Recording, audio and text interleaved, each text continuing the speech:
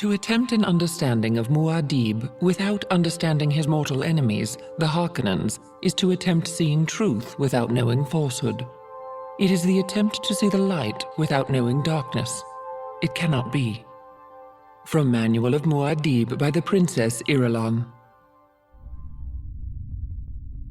It was a relief globe of a world, partly in shadows, spinning under the impetus of a fat hand that glittered with rings. The globe sat on a free-form stand at one wall of a windowless room, whose other walls presented a patchwork of multicolored scrolls, film books, tapes, and reels. Light glowed in the room from golden balls hanging in mobile suspensor fields. An ellipsoid desk with a top of jade-pink petrified Elaka wood stood at the center of the room. Veriform suspensor chairs ringed it, 2 of them occupied. In one sat a dark-haired youth of about 16 years, round of face and with sullen eyes. The other held a slender, short man with effeminate face. Both youth and man stared at the globe, and the man half hidden in shadows, spinning it. There it is, Piter. The biggest man-trap in all history. And the Duke's headed into its jaws. Is it not a magnificent thing that I, the Baron Vladimir Harkonnen, do? Assuredly, Baron. The fat hand descended onto the globe, stopped the spinning. Now all eyes in the room could focus on the motionless surface and see that it was the kind of globe made for wealthy collectors or planetary governors of the Empire. It had a stamp of imperial handicraft about it. Latitude and longitude lines were laid in with hair-fine platinum wire. The polar caps were insets of finest cloud-milk diamonds. The fat hand moved, tracing details on the surface. I invite you to observe. Observe closely, Piter, and you too, Feyd-Rautha, my darling. From 60 degrees north to 70 degrees south, these exquisite ripples. Their coloring, does it not remind you of sweet caramels? And nowhere do you see blue of lakes or rivers or seas, and these lovely polar caps, so small. Could anyone mistake this place? Arrakis, truly unique. A superb setting for a unique victory. And to think, Baron, the Padishah Emperor believes he's given the Duke your spice planet. How poignant. That's a nonsensical statement. You say this to confuse young Feyd-Rautha, but it is not necessary to confuse my nephew. The sullen-faced youth stirred in his chair, smoothed a wrinkle in the black leotards he wore. He sat upright as a discreet tapping sounded at the door in the wall behind him. Piter unfolded from his chair, crossed to the door, cracked it wide enough to accept a message cylinder. He closed the door, unrolled the cylinder, and scanned it. Well? The fool answered us, Baron. Whenever did an Atreides refuse the opportunity for a gesture? Well, what does he say? He's most uncouth, Baron. Addresses you as Harkonnen. No sire et cher cousin, no title, nothing. It's a good name. What does dear Leto say? He says, your offer of a meeting is refused. I have oft-times met your treachery, and this all men know. And? He says, the art of Conley still has admirers in the Empire. He signs it Duke Leto of Arrakis. Of Arrakis? Oh my, this is almost too rich. Be silent, Piter. Conley, is it? Vendetta, eh? And he uses the nice old word so rich in tradition to be sure I know he means it. You made the peace gesture. The forms have been obeyed. For a mentat, you talk too much, Piter. And he thought, I must do away with that one soon. He has almost outlived his usefulness. The Baron stared across the room at his mentat assassin, seeing the feature about him that most people noticed first. The eyes, the shaded slits of blue within blue, the eyes without any white in them at all. A grin flashed across Piter's face. It was like a mask grimace beneath those eyes like holes. But Baron, never has revenge been more beautiful. It is to see a plan of the most exquisite treachery, to make Leto exchange Caladan for Dune, and without alternative because the Emperor orders it. How waggish of you. You have a flux of the mouth, Piter. But I am happy, my Baron, whereas you are touched by jealousy. Piter. Aha, Baron! Is it not regrettable you were unable to devise this delicious scheme by yourself? Someday I will have you strangled, Piter. Of a certainty, Baron. Enfant, but a kind act is never lost, eh? Have you been chewing verite or samutza, Piter? Truth without fear surprises the Baron. Piter's face drew down into a caricature of a frowning mask. Aha! But you see, Baron, I know as a mentat when you will send the executioner. You will hold back just so long as I am useful. To move sooner would be wasteful, and I'm yet of much use. I know what it is you learned from that lovely Dune planet. Waste not. True, Baron? The Baron continued to stare at Piter. Feyd-Rautha squirmed in his chair. These wrangling fools, he thought. My uncle cannot talk to his mentat without arguing. Do they think I've nothing to do except listen to their arguments? Feyd, I told you to listen and learn when I invited you in here. Are you learning? Yes, Uncle. Sometimes I wonder about Piter. I cause pain out of necessity, but I swear he takes a positive delight in it. For myself, I can feel pity toward the poor Duke Leto. Dr. Yui will move against him soon, and that'll be the end of all the Atreides. But surely Leto will know whose hand directed the pliant doctor. And knowing that will be a terrible thing. Then why haven't you directed the doctor to slip a kinjal between his ribs quietly and efficiently? You talk of pity, but... The Duke must know when I encompass his doom, and the other great houses must learn of it. The knowledge will give them pause. I'll gain a bit more room to maneuver. The necessity is obvious, but I don't have to like it. Room to maneuver. Already you have the Emperor's eyes on you, Baron. You move too boldly.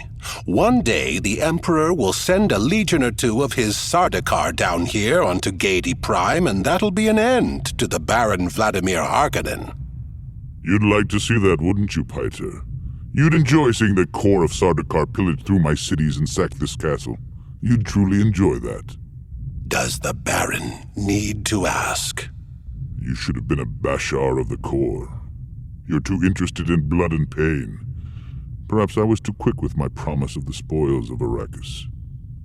Piter took 5 curiously mincing steps into the room, stopped directly behind Feyd-Rautha.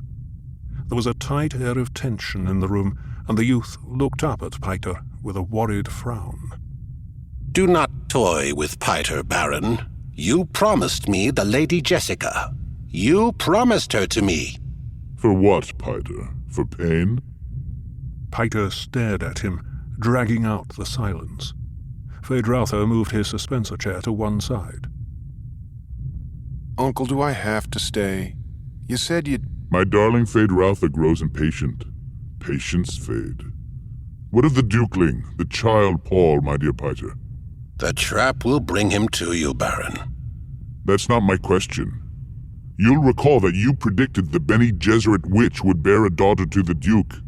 You were wrong, eh, Mentat? I'm not often wrong, Baron. Give me that. I'm not often wrong. And you know yourself these Bene Gesserit bear mostly daughters. Even the Emperor's consort had produced only females. Uncle, you said there'd be something important here for me to... Listen to my nephew. He aspires to rule my barony, yet he cannot rule himself. The Baron stirred beside the globe, a shadow among shadows. Well then, Feyd-Rautha Harkonnen, I summoned you here hoping to teach you a bit of wisdom. Have you observed our good Mentat? You should have learned something from this exchange. But Uncle... A most efficient mentat, Piter, wouldn't you say, Fade? Yes, but... Ah, indeed, but he consumes too much spice, eats it like candy. Look at his eyes. He might have come directly from the Arrakeen labor pool. Efficient, Piter, but he's still emotional and prone to passionate outbursts. Efficient, Piter, but he still can err. Did you call me in here to impair my efficiency with criticism, Baron? Impair your efficiency? You know me better, Piter. I wish only for my nephew to understand the limitations of a mentat. Are you already training my replacement? Replace you? Why, Piter, where could I find another mentat with your cunning and venom? The same place you found me, Baron. Perhaps I should at that. You do seem a bit unstable lately. And the spice you eat. Are my pleasures too expensive, Baron? Do you object to them? My dear Piter, your pleasures are what tie you to me. How could I object to that? I merely wish my nephew to observe this about you. Then I'm on display. Shall I dance? Shall I perform my various functions for the eminent Fade Routher? Precisely. You are on display. Now be silent. The Baron glanced at Fade Routher, noting his nephew's lips, the full and pouting look of them, the Harkonnen genetic marker now twisted slightly in amusement. This is a mentat, Fade. It has been trained and conditioned to perform certain duties. The fact that it's encased in a human body, however, must not be overlooked, a serious drawback that. I sometimes think the ancients with their thinking machines had the right idea. They were toys compared to me. You yourself, Baron, could outperform those machines. Perhaps. Ah, well. Now, Piter, outline for my nephew the salient features of our campaign against the House of Atreides. Function as a mentat for us, if you please. Baron, I've warned you not to trust one so young with this information. My observations... I'll be the judge of this. I give you an order, mentat. Perform one of your various functions. So be it. Piter straightened, assuming an odd attitude of dignity, as though it were another mask, but this time clothing his entire body. In a few days' standard, the entire household of the Duke Leto will embark on a spacing guild liner for Arrakis. The guild will deposit them at the city of Arrakeen rather than at our city of Carthag.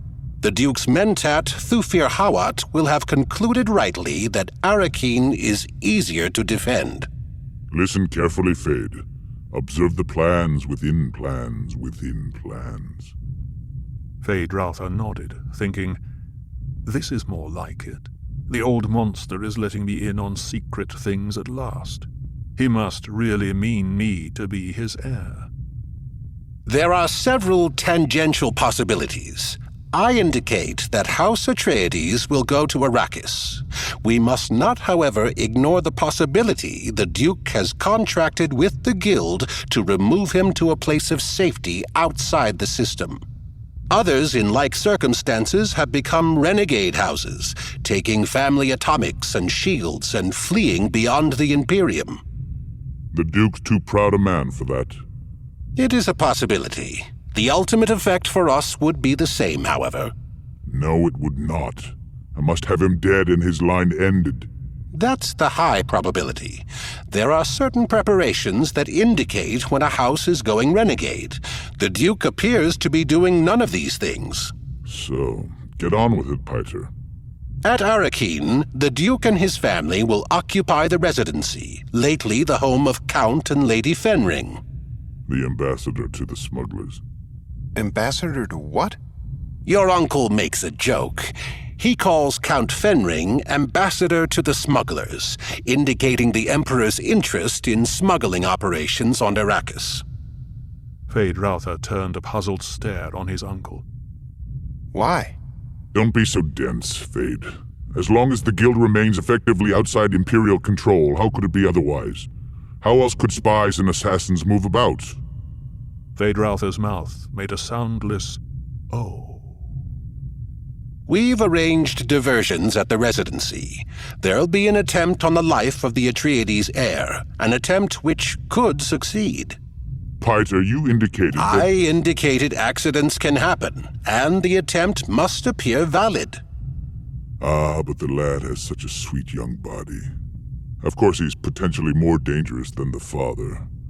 With that witch mother training him, a cursed woman. Well, please continue, Piter. Hawat will have divined that we have an agent planted on him. The obvious suspect is Dr. Yui, who is indeed our agent. But Hawat has investigated and found that our doctor is a Suk School graduate with Imperial conditioning, supposedly safe enough to minister even to the Emperor. Great store is set on Imperial conditioning. It's assumed that ultimate conditioning cannot be removed without killing the subject. However, as someone once observed, given the right lever, you can move a planet. We found the lever that moved the doctor. How? Feyd-Rautha found this a fascinating subject. Everyone knew you couldn't subvert Imperial conditioning. Another time. Continue, Piter. In place of Yui, we'll drag a most interesting suspect across Hawat's path. The very audacity of this suspect will recommend her to Hawat's attention. Her? The Lady Jessica herself. Is it not sublime? Hawat's mind will be so filled with this prospect, it'll impair his function as a mentat. He may even try to kill her. But I don't think he'll be able to carry it off. You don't want him to, huh? Don't distract me. While Hawat's occupied with the Lady Jessica, we'll divert him further with uprisings in a few garrison towns and the like. These will be put down. The Duke must believe he's gaining a measure of security. Then, when the moment is ripe, we'll signal Yui and move in with our major force. Go ahead. Tell him all of it. We'll move in strengthened by 2 legions of Sardaukar, disguised in Harkonnen livery. Sardaukar. Feyd-Rautha focused his mind on the dread Imperial troops, the killers without mercy, the soldier fanatics of the Padishah Emperor. You see how I trust you, Feyd? No hint of this must ever reach another great house, else the Landsraad might unite against the Imperial House, and there'd be chaos. The main point is this. Since House Harkonnen is being used to do the Imperial dirty work, we've gained a true advantage. It's a dangerous advantage, to be sure, but if used cautiously, will bring House Harkonnen greater wealth than that of any other house in the Imperium. You have no idea how much wealth is involved, Feyd, not in your wildest imaginings. To begin, we'll have an irrevocable directorship in the Chom Company. Feyd-Rautha nodded. Wealth was the thing. Chom was the key to wealth, each noble house dipping from the company's coffers whatever it could under the power of the directorships. Those Chom directorships, they were the real evidence of political power in the Imperium, passing with the shifts of voting strength within the Landsraad as it balanced itself against the Emperor and his supporters. The Duke Leto may attempt to flee to the new Fremen scum along the desert's edge, or he may try to send his family into that imagined security. But that path is blocked by one of His Majesty's agents, the planetary ecologist. You may remember him, Kynes. Feyd remembers him. Get on with it. You do not drool very prettily, Baron. Get on with it, I command you. If matters go as planned, House Harkonnen will have a sub-fief on Arrakis within a standard year. Your uncle will have dispensation of that fief. His own personal agent will rule on Arrakis. More profits. Indeed. And the Baron thought, it's only just. We're the ones who tamed Arrakis, except for the few mongrel Fremen hiding in the skirts of the desert, and some tame smugglers bound to the planet almost as tightly as the native labor pool. And the great houses will know that the Baron has destroyed the Atreides. They will know. They will know. Loveliest of all is that the Duke will know too. He knows now. He can already feel the trap. It's true the Duke knows. He could not help but know. More's the pity. The Baron moved out and away from the globe of Arrakis. As he emerged from the shadows, his figure took on dimension, grossly and immensely fat, and with subtle bulges beneath folds of his dark robes to reveal that all this fat was sustained partly by portable suspensors harnessed to his flesh. He might weigh 200 standard kilos in actuality, but his feet would carry no more than 50 of them. I am hungry. The Baron rubbed his protruding lips with a beringed hand, stared down at Feyd-Rautha through fat enfolded eyes. Send for food, my darling. We will eat before we retire. Thus spoke Saint Alia of the Knife. The Reverend Mother must combine the seductive wiles of a courtesan with the untouchable majesty of a virgin goddess, holding these attributes in tension so long as the powers of her youth endure. For when youth and beauty have gone, she will find that the place between, once occupied by tension, has become a wellspring of cunning and resourcefulness. From Muad'Dib, Family Commentaries, by the Princess Irulan. "Well, Jessica, what have you to say for yourself?" asked the Reverend Mother. It was near sunset at Castle Caladan on the day of Paul's ordeal. The two women were alone in Jessica's morning room, while Paul waited in the adjoining soundproofed meditation chamber. Jessica stood facing the south windows. She saw, and yet did not see, the evening's banked colours across meadow and river. She heard, and yet did not hear the Reverend Mother's question. There had been another ordeal once, so many years ago. A skinny girl with hair the colour of bronze, her body tortured by the winds of puberty, had entered the study of the Reverend Mother Gaius Helen Mohayam, Proctor Superior of the Bene Gesserit School on Wallach 9. Jessica looked down at her right hand, flexed the fingers, remembering the pain, the terror, the anger. "Poor Paul," she whispered. "I asked you a question, Jessica." The old woman's voice was snappish, demanding. "What? Oh." Jessica tore her attention away from the past, faced the Reverend Mother who sat with back to the stone wall between the two west windows. "What do you want me to say?" "What do I want you to say? What do I want you to say?" The old voice carried a tone of cruel mimicry. "So I had a son," Jessica flared, and she knew she was being goaded into this anger deliberately. "You were told to bear only daughters to the Atreides." "It meant so much to him," Jessica pleaded. "And you, in your pride, thought you could produce the Kwisatz Haderach." Jessica lifted her chin. "I sensed the possibility." "You thought only of your Duke's desire for a son," the old woman snapped. "And his desires don't figure in this. An Atreides daughter could have been wed to a Harkonnen heir and sealed the breach. You've hopelessly complicated matters. We may lose both bloodlines now." "You're not infallible," Jessica said. She braved the steady stare from the old eyes. Presently the old woman muttered, "What's done is done." "I vowed never to regret my decision," Jessica said. "How noble," the Reverend Mother sneered. "No regrets. We shall see when you're a fugitive with a price on your head and every man's hand turned against you to seek your life and the life of your son." Jessica paled. "Is there no alternative?" "Alternative? A Bene Gesserit should ask that?" "I ask only what you see in the future with your superior abilities." "I see in the future what I've seen in the past.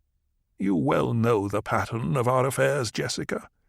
The race knows its own mortality and fears stagnation of its heredity. It's in the bloodstream, the urge to mingle genetic strains without plan. The Imperium, The Chome Company, all the great houses, they are but bits of flotsam in the path of the flood." "Chome," Jessica muttered. "I suppose it's already decided how they'll redivide the spoils of Arrakis." "What is Chome but the weather vane of our times?" the old woman said. "The Emperor and his friends now command 59.65% of the Chome directorship's votes. Certainly they smell profits, and likely as others smell those same profits, his voting strength will increase. This is the pattern of history, girl." "That's certainly what I need right now," Jessica said. "A review of history." "Don't be facetious, girl. You know as well as I do what forces surround us. We've a 3-point civilization. The imperial household balanced against the federated great houses of the Lanzarote, and between them the Guild, with its damnable monopoly on interstellar transport. In politics, the tripod is the most unstable of all structures. It'd be bad enough without the complication of a feudal trade culture which turns its back on most science." Jessica spoke bitterly. "Chips in the path of the flood. And this chip here, this is the Duke Leto, and this one's his son, and this one's—" "Oh, shut up, girl! You entered this with full knowledge of the delicate edge you walked." "I am Bene Gesserit. I exist only to serve," Jessica quoted. "Truth," the old woman said. "And all we can hope for now is to prevent this from erupting into general conflagration, to salvage what we can of the key bloodlines." Jessica closed her eyes, feeling tears press out beneath the lids. She fought down the inner trembling, the outer trembling, the uneven breathing, the ragged pulse, the sweating of the palms. Presently she said, "I'll pay for my own mistake."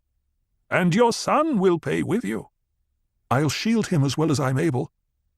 "Shield?" the old woman snapped. "You well know the weakness there. Shield your son too much, Jessica, and he'll not grow strong enough to fulfill any destiny." Jessica turned away, looked out the window at the gathering darkness. "Is it really that terrible, this planet of Arrakis?"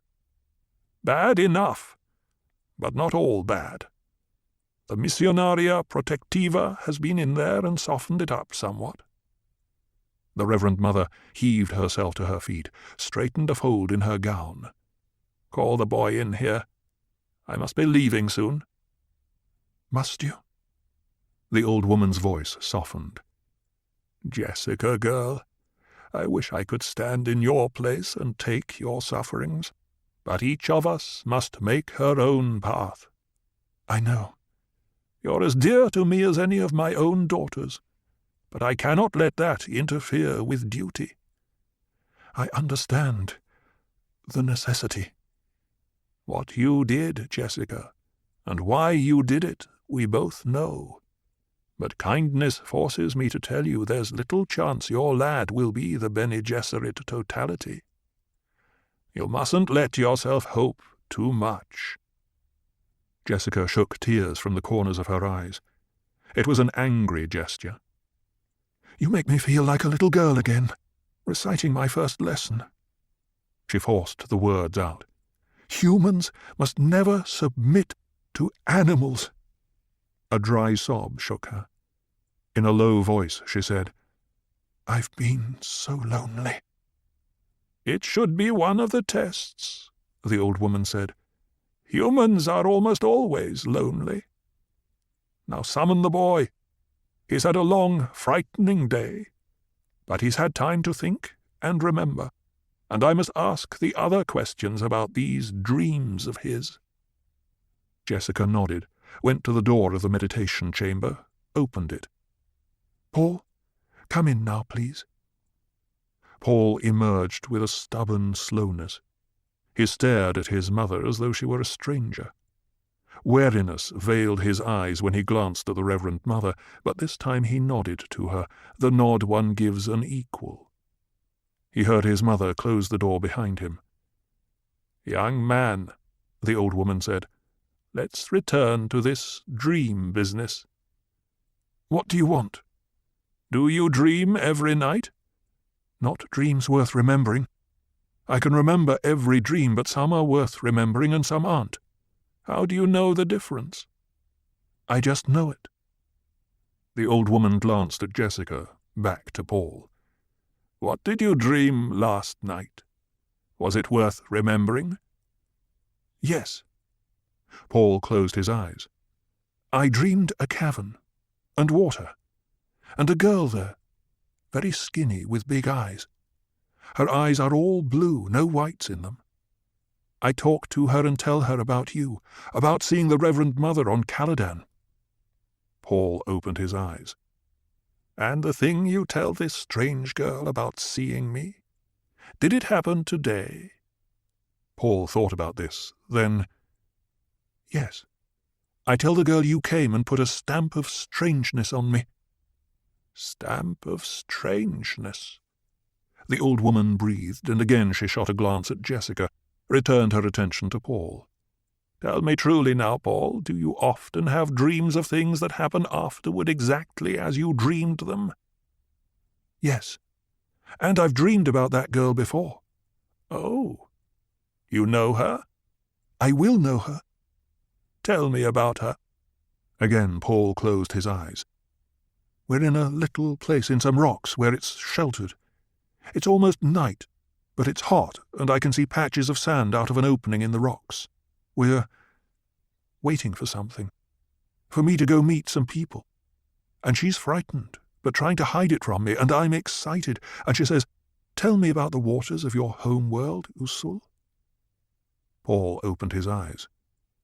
"Isn't that strange? My home world's Caladan. I'd never even heard of a planet called Usul." "Is there more to this dream?" Jessica prompted. "Yes. But maybe she was calling me Usul," Paul said. "I just thought of that." Again he closed his eyes. "She asks me to tell her about the waters, and I take her hand, and I say I'll tell her a poem, and I tell her the poem, but I have to explain some of the words, like beach and surf and seaweed and seagulls." "What poem?" the Reverend Mother asked. Paul opened his eyes. "It's just one of Gurney Halleck's tone poems for sad times." Behind Paul, Jessica began to recite. "I remember salt smoke from beach fire, and shadows under the pines, solid, clean, fixed, seagulls perched at the tip of land, white upon green, and a wind comes through the pines to sway the shadows. The seagulls spread their wings, lift, and fill the sky with screeches, and I hear the wind blowing across our beach, and the surf, and I see that our fire has scorched the seaweed." "That's the one," Paul said. The old woman stared at Paul, then, "Young man, as a proctor of the Bene Gesserit, I seek the Kwisatz Haderach, the male who truly can become one of us. Your mother sees this possibility in you, but she sees with the eyes of a mother. Possibility I see, too, but no more." She fell silent, and Paul saw that she wanted him to speak. He waited her out. Presently she said, "As you will, then. You've depths in you, that I'll grant." "May I go now?" he asked. "Don't you want to hear what the Reverend Mother can tell you about the Kwisatz Haderach?" Jessica asked. "She said those who tried for it died." "But I can help you with a few hints at why they failed," the Reverend Mother said. She talks of hints, Paul thought. She doesn't really know anything. And he said, "Hint, then." "And be damned to me?" She smiled wryly, a criss-cross of wrinkles in the old face. "Very well. That which submits rules." He felt astonishment. She was talking about such elementary things as tension within meaning. Did she think his mother had taught him nothing at all? "That's a hint," he asked. "We're not here to bandy words or quibble over their meaning," the old woman said. The willow submits to the wind and prospers until one day it is many willows, a wall against the wind. This is the willow's purpose." Paul stared at her. She said purpose, and he felt the word buffet him, reinfecting him with terrible purpose. He experienced a sudden anger at her, fatuous old witch with her mouth full of platitudes. "You think I could be this Kwisatz Haderach?" he said. "You talk about me, but you haven't said one thing about what we can do to help my father. I've heard you talking to my mother. You talk as though my father were dead. Well, he isn't. If there were a thing to be done for him, we'd have done it," the old woman growled. "We may be able to salvage you. Doubtful, but possible. For your father, nothing. When you've learned to accept that as a fact, you've learned a real Bene Gesserit lesson." Paul saw how the words shook his mother. He glared at the old woman. How could she say such a thing about his father? What made her so sure? His mind seethed with resentment. The Reverend Mother looked at Jessica. "You've been training him in the way. I've seen the signs of it. I'd have done the same in your shoes, and devil take the rules." Jessica nodded. "Now I caution you," said the old woman, "to ignore the regular order of training. His own safety requires the voice. He already has a good start in it, but we both know how much more he needs, and that desperately." She stepped close to Paul, stared down at him. "Goodbye, young human. I hope you make it. But if you don't, well, we shall yet succeed." Once more she looked at Jessica. A flicker sign of understanding passed between them. Then the old woman swept from the room, her robes hissing, with not another backward glance. The room and its occupants already were shut from her thoughts. But Jessica had caught one glimpse of the Reverend Mother's face as she turned away. There had been tears on the seamed cheeks. The tears were more unnerving than any other word or sign that had passed between them this day.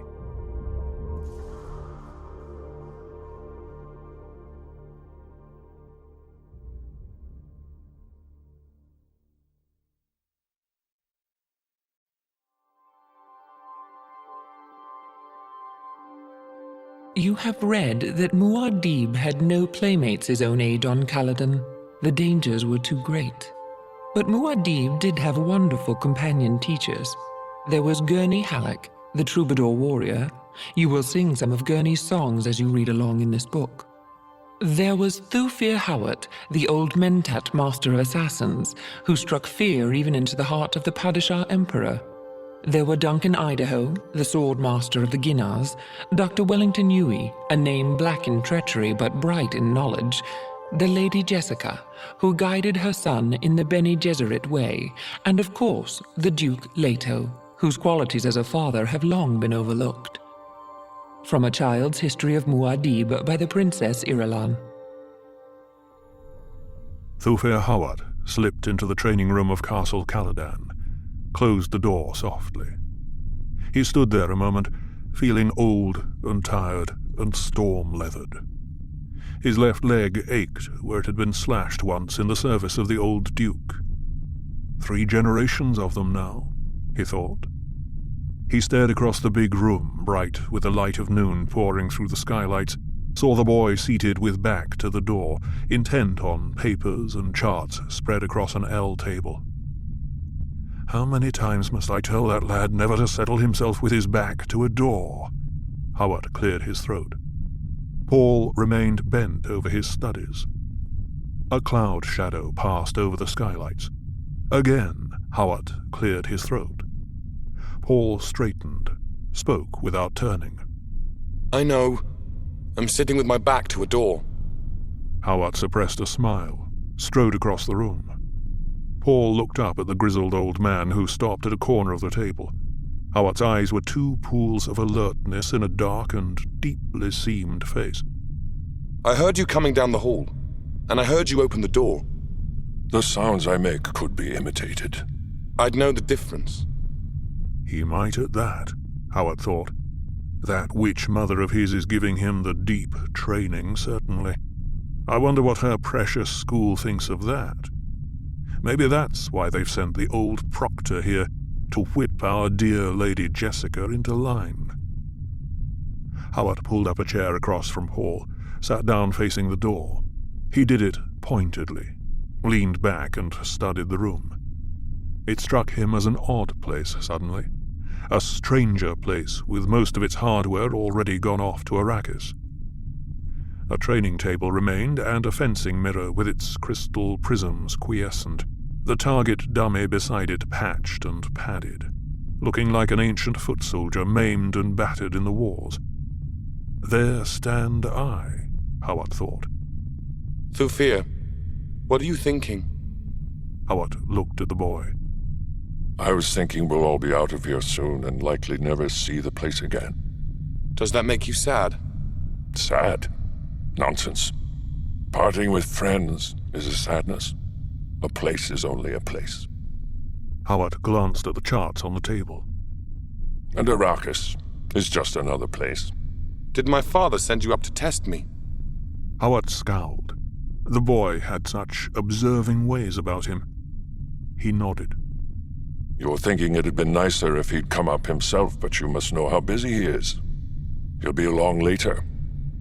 I've been studying about the storms on Arrakis. Storms? I see. They sound pretty bad. It's too cautious a word. Bad. Those storms build up across 6,000 or 7,000 kilometers of flatlands, feed on anything that can give them a push. Coriolis force, other storms, anything that has an ounce of energy in it. They can blow up to 700 kilometers an hour, loaded with everything loose that's in their way, sand, dust, everything. They can eat flesh off bones and etch the bones to slivers. Why don't they have weather control? Arrakis has special problems, costs are higher, and there'd be maintenance and the like. The Guild wants a dreadful high price for satellite control, and your father's house isn't one of the big rich ones, lad, you know that. Have you ever seen the Fremen? The lad's mind is darting all over today, Howard thought. Like as not, I have seen them. There's little to tell them from the folk of the Graben and Sink. They all wear those great flowing robes. And they stink to heaven in any closed space. It's from those suits they wear, call them still suits, that reclaim the body's own water.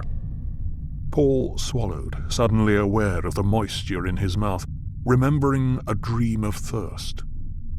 That people could want so for water they had to recycle their body moisture struck him with a feeling of desolation.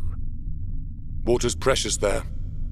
Howard nodded, thinking, perhaps I'm doing it, getting across to him the importance of this planet as an enemy. It's madness to go in there without that caution in our minds. Paul looked up at the skylight, aware that it had begun to rain. He saw the spreading wetness on the grey metaglass. Water. You'll learn a great concern for water. As the Duke's son, you'll never want for it, but you'll see the pressures of thirst all around you. Paul wet his lips with his tongue, thinking back to the day a week ago and the ordeal with the Reverend Mother. She, too, had said something about water starvation. You'll learn about the funeral plains, she'd said, about the wilderness that is empty, the wasteland where nothing lives except the spice and the sandworms. You'll stain your eye pits to reduce the sun glare. Shelter will mean a hollow out of the wind and hidden from view. You'll ride upon your own 2 feet without thopter or ground car or mount. And Paul had been caught more by her tone, sing-song and wavering, than by her words. When you live upon Arrakis, she had said, Chala, the land is empty. The moons will be your friends, the sun your enemy. Paul had sensed his mother come up beside him, away from her post guarding the door. She had looked at the Reverend Mother and asked, Do you see no hope, your reverence? Not for the father. And the old woman had waved Jessica to silence, looked down at Paul. Grave this on your memory, lad. A world is supported by 4 things. She held out 4 big knuckled fingers. The learning of the wise, the justice of the great, the prayers of the righteous and the valor of the brave, but all of these are as nothing. She closed her fingers into a fist. Without a ruler who knows the art of ruling, make that the science of your tradition. A week had passed since that day with the Reverend Mother. Her words were only now beginning to come into full register. Now, sitting in the training room with Thulfir Hawat, Paul felt a sharp pang of fear. He looked across at the Mentat's puzzled frown. He seems to be getting over it, Hawat thought. But that old witch frightened him. Why did she do it? Thulfir, will Arrakis be as bad as she said? Nothing could be that bad. Hawat forced a smile. Take those Fremen, for example, the renegade people of the desert. By first approximation analysis, I can tell you there are many, many more of them than the Imperium suspects. People live there, lad, a great many people, and they hate Harkonnens with a bloody passion. You must not breathe a word of this, lad. I tell you only as your father's helper. My father has told me of Seleucus Secundus. Do you know, Thulfir, it sounds much like Arrakis. Perhaps not quite as bad, but much like it. We do not really know of Seleucus Secundus today. Only what it was like long ago, mostly. But what is known, you're right on that score. Will the Fremen help us? It's a possibility. Hawat stood up. I leave today for Arrakis. Meanwhile, you take care of yourself for an old man who's fond of you, eh? Come round here like the good lad and sit facing the door. It's not that I think there's any danger in the castle. It's just a habit I want you to form. Paul got to his feet, moved around the table. You're going today? Today it is. And you'll be following tomorrow. Next time we meet, it'll be on the soil of your new world. He gripped Paul's right arm at the bicep. Keep your knife arm free, eh? And your shield at full charge. He released the arm, patted Paul's shoulder, whirled, and strode quickly to the door. Thulfir? Hawat turned, standing in the open doorway. Don't sit with your back to any doors. A grin spread across the seamed old face. That I won't, lad. Depend on it. And he was gone, shutting the door softly behind. Paul sat down where Hawat had been, straightened the papers. One more day here, he thought. He looked around the room. We're leaving. The idea of departure was suddenly more real to him than it had ever been before. He recalled another thing the old woman had said about a world being the sum of many things: the people, the dirt, the growing things, the moons, the tides, the suns. The unknown sum called nature, a vague summation without any sense of the now. And he wondered, what is the now? The door across from Paul banged open, and an ugly lump of a man lurched through it, preceded by a handful of weapons. Well, Gurney Halleck, are you the new weapons master? Halleck kicked the door shut with one heel. You'd rather I came to play games, I know. He glanced around the room, noting that Hawat's men had already been over it, checking, making it safe for a duke's heir. The subtle code signs were all around. Paul watched the rolling, ugly man set himself back in motion, veer toward the training table with the load of weapons. Saw the 9-string balisette slung over Gurney's shoulder with the multi-pick woven through the strings near the head of the fingerboard. Halleck dropped the weapons on the exercise table, lined them up. The rapiers, the bodkins, the kinjals, the slow pellet stunners, the shield belts. The ink vine scar along his jawline writhed as he turned, casting a smile across the room. So you don't even have a good morning for me, you young imp. And what barb did you sink in old Howard? He passed me in the hall like a man running to his enemy's funeral. Paul grinned. Of all his father's men, he liked Gurney Halleck best, knew the man's moods and deviltry, his humours, and thought of him more as a friend than as a hired sword. Halleck swung the balisette off his shoulder, began tuning it. If you won't talk, you won't. Paul stood and advanced across the room. Well, Gurney, do we come prepared for music when it's fighting time? So it's sass for our elders today. Halleck tried a chord on the instrument, nodded. Where's Duncan Idaho? Isn't he supposed to be teaching me weaponry? Duncan's gone to lead the second wave onto Arrakis. All you have left is poor Gurney, who's fresh out of fight and spoiling for music. He struck another chord, listened to it, smiled. And it was decided in council that you being such a poor fighter, we'd best teach you the music trade so's you won't waste your life entire. Maybe you'd better sing me a lay then. I want to be sure how not to do it. Ah-ha! Gurney laughed, and he swung into Galatian Girls, his multi-picker blur over the strings as he sang. Oh, the Galatian girls will do it for pearls and the Arrakeen for water, but if you desire dames like consuming flames, try a Caledonian daughter. Not bad for such a poor hand with the pick. But if my mother heard you singing a bawdy like that in the castle, she'd have your ears on the outer wall for decoration. Gurney pulled at his left ear. Poor decoration, too, they having been bruised so much listening at keyholes while a young lad I know practiced some strange ditties on his balisette. So you've forgotten what it's like to find sand in your bed? Paul pulled a shield belt from the table, buckled it fast around his waist. Then let's fight! So, it was your wicked hand did that deed. Guard yourself today, young master. Guard yourself. He grabbed up a rapier, laced the air with it. I'm a hell fiend out for revenge. Paul lifted the companion rapier, bent it in his hands, stood in the aguille, 1 foot forward. He let his manner go solemn, in a comic imitation of Dr. Yui. What a dolt my father sends me for weaponry. This doltish Gurney Halleck has forgotten the first lesson for a fighting man armed and shielded.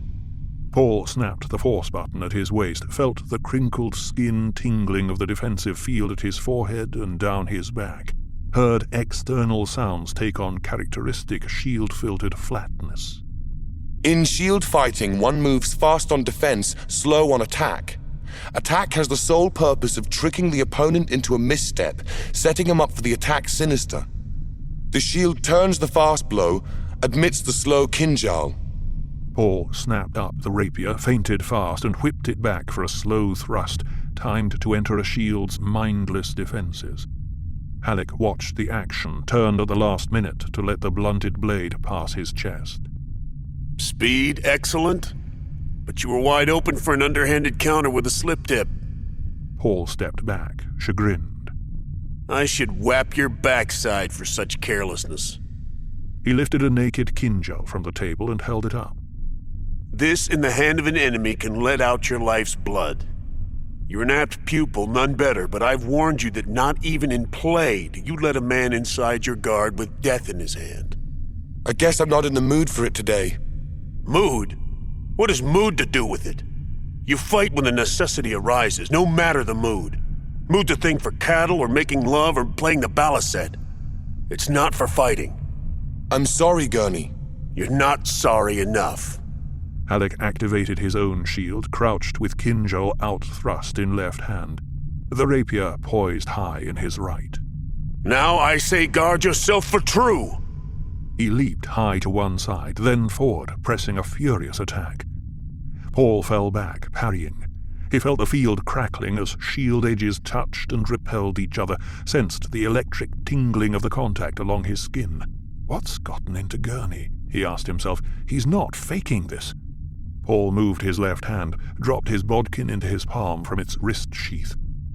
You see a need for an extra blade, eh? Is this betrayal? Paul wondered. Surely not Gurney. Across the room they fought, thrust and parry, feint and counter-feint. The air within their shield bubbles grew stale from the demands on it that the slow interchange along barrier edges could not replenish. With each new shield contact, the smell of ozone grew stronger. Paul continued to back, but now he directed his retreat toward the exercise table. If I can turn him beside the table, I'll show him a trick, Paul thought. One more step, Gurney. Halleck took the step. Paul directed a parry downward, turned, saw Halleck's rapier catch against the table's edge. Paul flung himself aside, thrust high with rapier, and came in across Halleck's neckline with the bodkin. He stopped the blade an inch from the jugular. Is this what you seek? Look down, lad. Paul obeyed, saw Halleck's kinjal thrust under the table's edge, the tip almost touching Paul's groin. We'd have joined each other in death, but I'll admit you fought some better when pressed to it. You seem to get the mood. He grinned wolfishly, the ink vine scar rippling along his jaw. The way you came at me. Would you really have drawn my blood? Halleck withdrew the kinjal, straightened. If you'd fought one whit beneath your abilities, I'd have scratched you a good one, a scar you'd remember. I'll not have my favorite pupil fall to the first Harkonnen tramp who happens along. Paul deactivated his shield, leaned on the table to catch his breath. I deserved that, Gurney. But it would have angered my father if you'd hurt me. I'll not have you punished for my failing. As to that, it was my failing too. And you needn't worry about a training scar or two. You're lucky you have so few. As to your father, the Duke could punish me only if I failed to make a first-class fighting man out of you. And I'd have been failing there if I hadn't explained the fallacy in this mood thing you've suddenly developed. Paul straightened, slipped his bodkin back into its wrist sheath. It's not exactly play we do here. Paul nodded. He felt a sense of wonder at the uncharacteristic seriousness in Halleck's manner, the sobering intensity. He looked at the beet-colored ink vine scar on the man's jaw, remembering the story of how it had been put there by Beast Raban in a Harkonnen slave pit on Gide Prime, and Paul felt a sudden shame that he had doubted Halleck even for an instant. It occurred to Paul then that the making of Halleck's scar had been accompanied by pain. A pain as intense, perhaps, as that inflicted by a reverend mother. He thrust this thought aside. It chilled their world. I guess I did hope for some play today. Things are so serious around here lately. Halleck turned away to hide his emotions. Something burned in his eyes. There was pain in him, like a blister, all that was left of some lost yesterday that time had pruned off him. How soon this child must assume his manhood, Halleck thought.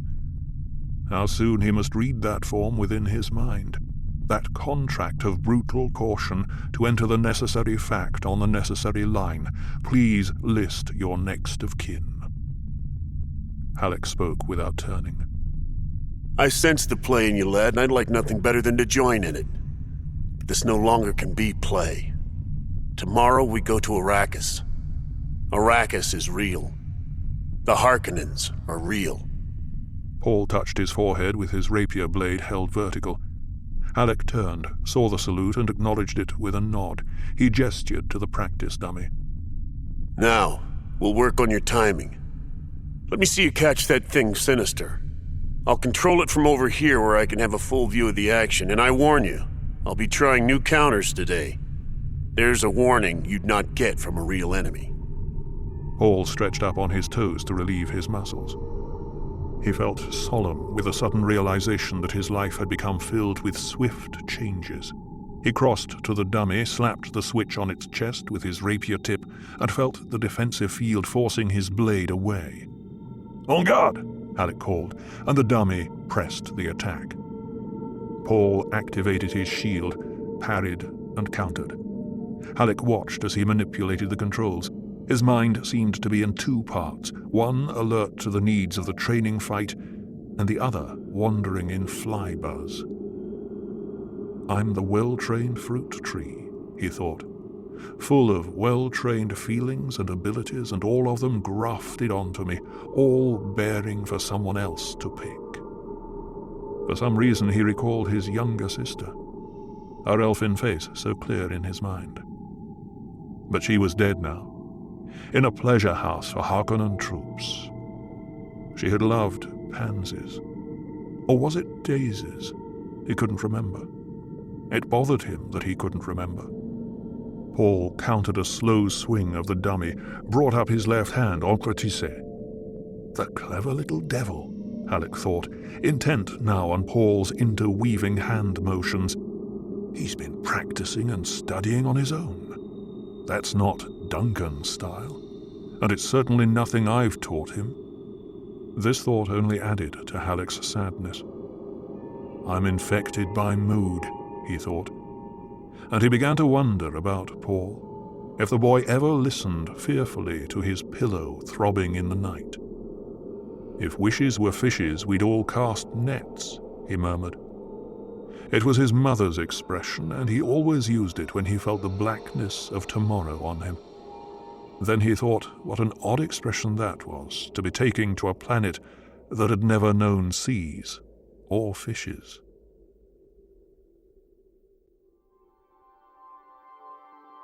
Huey Wellington, Standard 10,082 to 10,191, medical doctor of the Souk School, graduated Standard 10,112, married Juana Marcus, Bene Gesserit, Standard 10,092 to 10,186, chiefly noted as betrayer of Duke Leto Atreides. Cf. Bibliography, Appendix 7, Imperial Conditioning and Betrayal, The. From Dictionary of Muad'Dib by the Princess Irulan. Although he heard Dr. Huey enter the training room, noting the stiff deliberation of the man's pace, Paul remained stretched out, face down on the exercise table where the masseurs had left him. He felt deliciously relaxed after the workout with Gurney Halleck. "You do look comfortable," said Huey in his calm, high-pitched voice. Paul raised his head, saw the man's stick figure standing several paces away, took in at a glance the wrinkled black clothing, the square block of a head with purple lips and drooping mustache, the diamond tattoo of imperial conditioning on his forehead, the long black hair caught in the Souk School's silver ring at the left shoulder. "You'll be happy to hear we haven't time for regular lessons today," Huey said. "Your father will be along presently." Paul sat up. "However, I've arranged for you to have a film book viewer and several lessons during the crossing to Arrakis." "Oh." Paul began pulling on his clothes. He felt excitement that his father would be coming. They had spent so little time together since the Emperor's command to take over the fief of Arrakis. Huey crossed to the L table, thinking, how the boy has filled out these past few months. Such a waste. Oh, such a sad waste. And he reminded himself, I must not falter. What I do is done to be certain my Juana can no longer be hurt by the Harkonnen beasts. Paul joined him at the table, buttoning his jacket. "What'll I be studying on the way across?" "Ah, the tyrannic life forms of Arrakis. The planet seems to have opened its arms to certain tyrannic life forms. It's not clear how. I must seek out the planetary ecologist when we arrive, a Dr. Kynes, and offer my help in the investigation." And Huey thought, what am I saying? I play the hypocrite even with myself. "Will there be something on the Fremen?" Paul asked. "The Fremen?" Huey drummed his fingers on the table, caught Paul staring at the nervous motion, withdrew his hand. "Maybe you have something on the whole Arrakeen population," Paul said. "Yes, to be sure," Huey said. "There are two general separations of the people. Fremen, they are one group, and the others are the people of the Graben, the Sink, and the Pan. There's some intermarriage, I'm told. The women of Pan and Sink villages prefer Fremen husbands. Their men prefer Fremen wives. They have a saying, polish comes from the cities, wisdom from the desert. Do you have pictures of them? I'll see what I can get you. The most interesting feature, of course, is their eyes. Totally blue, no whites in them. Mutation? No, it's linked to saturation of the blood with melange. The Fremen must be brave to live at the edge of that desert. By all accounts, Huey said, they compose poems to their knives. Their women are as fierce as the men. Even Fremen children are violent and dangerous. You'll not be permitted to mingle with them, I dare say." Paul stared at Huey. finding in these few glimpses of the Fremen a power of words that caught his entire attention. What a people to win as allies! "And the worms?" Paul asked. "What?" "I'd like to study more about the sandworms." "Ah, to be sure. I've a film book on a small specimen, only 110 meters long and 22 meters in diameter. It was taken in the northern latitudes. Worms of more than 400 meters in length have been recorded by reliable witnesses, and there's reason to believe even larger ones exist." Paul glanced down at a conical projection chart of the northern Arrakeen latitudes spread on the table. "The desert belt and south polar regions are marked uninhabitable. Is it the worms? And the storms? But any place can be made habitable. If it's economically feasible," Yui said. "Arrakis has many costly perils." He smoothed his drooping mustache. "Your father will be here soon. Before I go, I've a gift for you, something I came across in packing." He put an object on the table between them, black, oblong, no larger than the end of Paul's thumb. Paul looked at it. Yui noted how the boy did not reach for it and thought, how cautious he is. "It's a very old orange Catholic Bible made for space travelers. Not a film book, but actually printed on filament paper. It has its own magnifier and electrostatic charge system." He picked it up, demonstrated. The book is held closed by the charge, which forces against spring-locked covers. You press the edge, thus, and the pages you've selected repel each other and the book opens. It's so small, but it has 1,800 pages. You press the edge thus and so, and the charge moves ahead, one page at a time as you read. Never touch the actual pages with your fingers. The filament tissue is too delicate. He closed the book, handed it to Paul. "Try it." Yui watched Paul work the page adjustment, thought, I salve my own conscience. I give him the surcease of religion before betraying him. Thus may I say to myself that he has gone where I cannot go. "This must have been made before film books," Paul said. "It's quite old. Let it be our secret, eh? Your parents might think it too valuable for one so young." And Yui thought, his mother would surely wonder at my motives.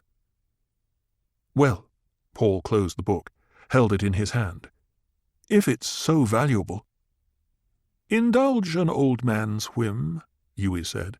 "It was given to me when I was very young." And he thought, I must catch his mind as well as his cupidity.